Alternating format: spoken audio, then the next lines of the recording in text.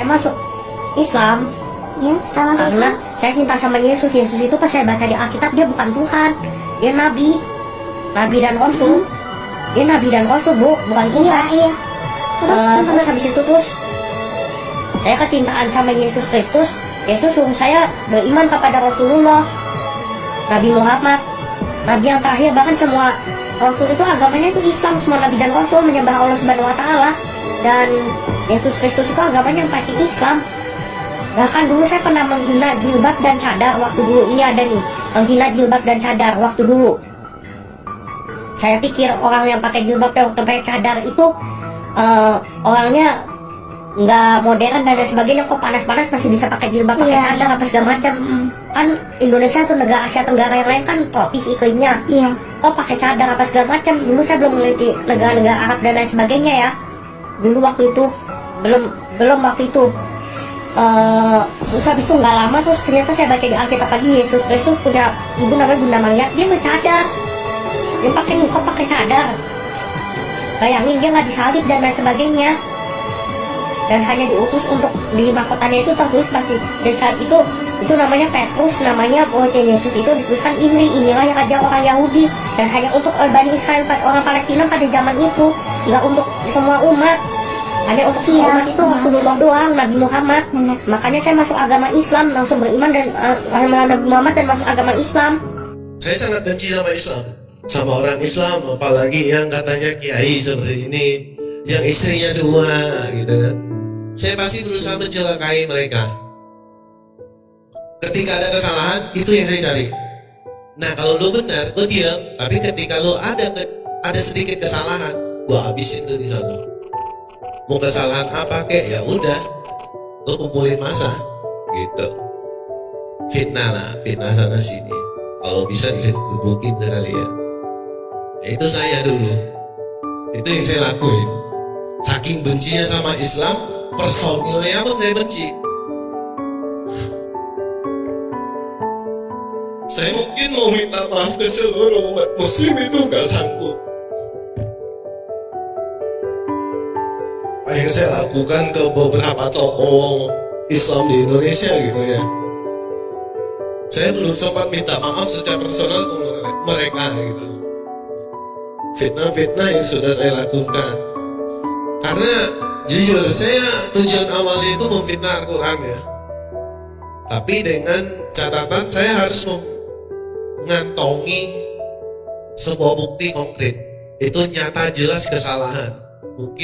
Mungkin ya ini di kitab lain saya dulu banyak kesalahan. Mungkin saya nggak mengatakan dia salah gitu. Mungkin ada revisi segala macam kan. Nah, tapi di Islam itu tidak pernah revisi. Mau titik komanya pun nggak ada revisi yo. Itu nggak ada revisi. Sudah saya baca. Insya Allah sudah saya baca, dan 3 kali kan bukannya dari kanan dari kiri ke kanan kan. Itu sudah sampai saya bolak-balik itu 3 kali, nggak ada sedikit pun kesalahan di sono. Nah, makanya kadang-kadang saya heran kalau ketemu sama turis seperti kata ini Uje, ketika kita menyampaikan ayat Al-Quran, loh kan udah perintah Allah kan, sampaikanlah meskipun 1 ayat. Jadi saya bikin visi untuk saya sendiri. Jadi dalam 1 hari minimal saya harus sampaikan 1 ayat minimal. Ke siapa kek, ke siapapun, sampai nggak ketemu nih. Udah nih gimana nih, udah malam, udah ngobrol sama istri, saya sampaikan meskipun hanya 1 ayat, meskipun sunnah gitu ya. Nih sunnah nih, yuk kita keluar bareng malam-malam. Ini perintah hadis loh. Ini di hadis ada sahih. Yuk kita keluar, kita nyari pahala bareng. Udah ketemu orang di jalan, meskipun duit cuma 100.000 ya, sisa duit 100.000 itu buat sebulan. Udah sisa akhir-akhir sisa 100.000. Udah kita bagi 2. Insya Allah buat makan ada 50.000, kita pecah, kita bagikan buat yang lebih tidak mampu. Sebagai seorang Muslim, saya sedih ketika di luar sih melihat anak kecil gitu. Di Jakarta kan banyak ya, megang perut. Mungkin di pikirannya, saya hari ini bisa makan apa enggak gitu.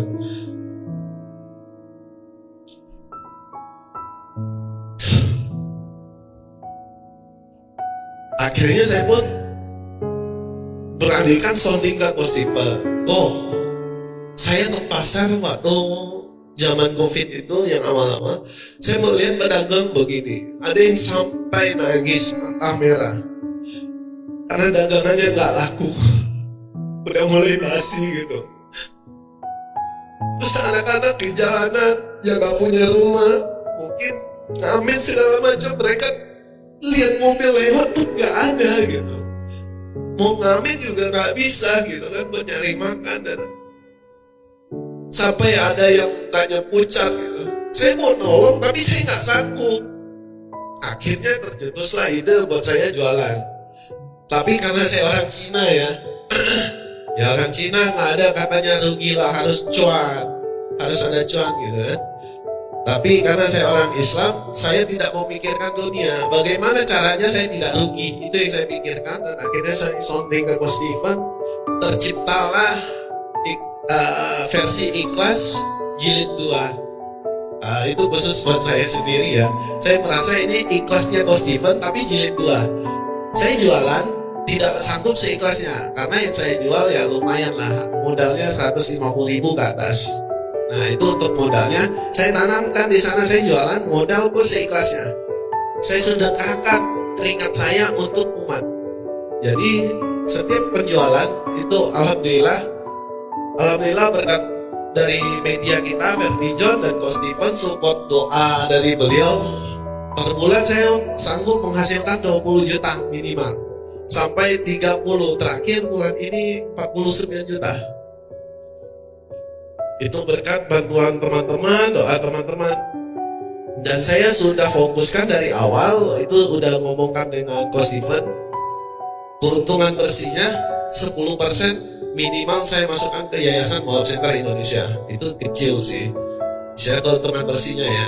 Nah setelah itu 70% dari keuntungan yang saya dapat, saya hanya ngambil untuk ya biaya pampers anak, kalau susunan dari ibunya, pampersnya anak, kalau sakit beliin obat buat dia, sisanya lillah kita sumbangin lagi ke jalan, bantu lagi pedagang lain. Insya Allah akan saya istiqomahkan itu. Mungkin ini keluar dari jalur ya, istilahnya keluar dari jalur Mualaf Center Indonesia, karena kita berbasis membantu mualaf. Tapi yang kita bantu itu kalau ekonomi umat tidak kuat, mereka semua bangkrut. Bagaimana mau membantu mualaf yang kita tidak tahu, yang tidak kita tangani? Ya wes, kita bantu mereka dulu, baru kita titipkan. Kalau ketemu mualaf yang tidak seperti saya, yang tidak sanggup membantu, malah butuh bantuan, tolong bantu mereka, bantu ekonomi mereka. Tidak perlu dikasih uang, kasih makan minimal gitu. Dan ini bukan, ya saya cerita semoga menjadi giro, bukan merasa sok hebat gitu ya. Pernah kejadian mendapat kabar pada tahun 2019 ada mualaf yang meninggal terkena kanker dan mau dimakamkan secara kafir. Dan itu kan tidak boleh ya untuk seorang Islam dikremasi, apalagi dikremasi gitu kan nggak boleh. Bagaimana dengan mayitnya? Bagaimana dengan akhir hayatnya? Dan bagaimana saya yang tahu?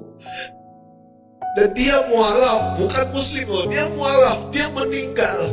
Gua gak ngelakuin apa-apa.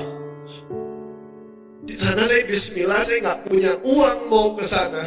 Jarak saya dari Muadi, di Jakarta Barat, Muadi sampai. Alhamdulillah buat saya dekat, 30 menit saya jalan kaki.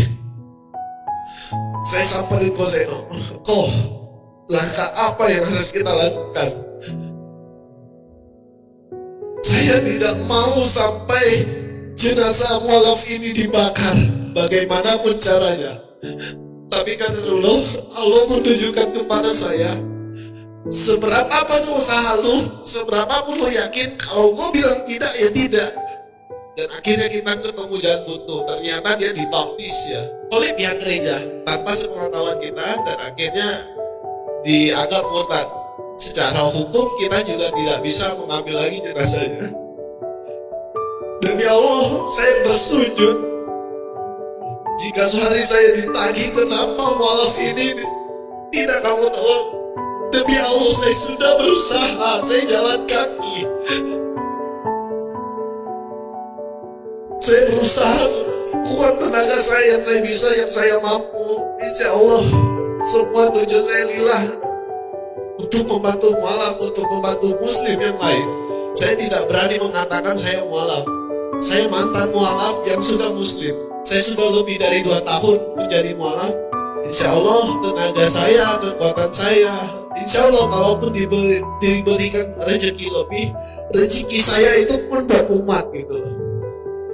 Tapi alhamdulillah Allah masih sayang sama saya, jadi rezeki ya pas-pasan, sisanya buat bantu umat ya ada lah gitu. Ya semoga menjadi giro buat yang lain dengan cerita ini. Saya bisa, kenapa kalian tidak gitu?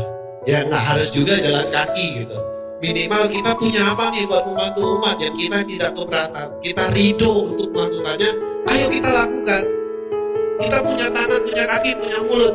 Sampaikan apa yang harus kita sampaikan. Jangan hanya diam ketika ada mualaf dijolimi, cuma ngadu sama orang lain. Padahal kita bisa melakukannya, lakukan saja. Ayo kita kumpulin nih umat yang misalnya di Blora, di mana segala macam kan. Ayo kita kumpulin, rundingkan. Ini harus bagaimana? Jangan didiamkan saja gitu. Mualaf itu butuh bantuan dari muslim. Tanpa muslim, mualaf bukan apa-apa. Itu aja yang bisa saya sampaikan. Assalamualaikum warahmatullahi wabarakatuh. Takbir!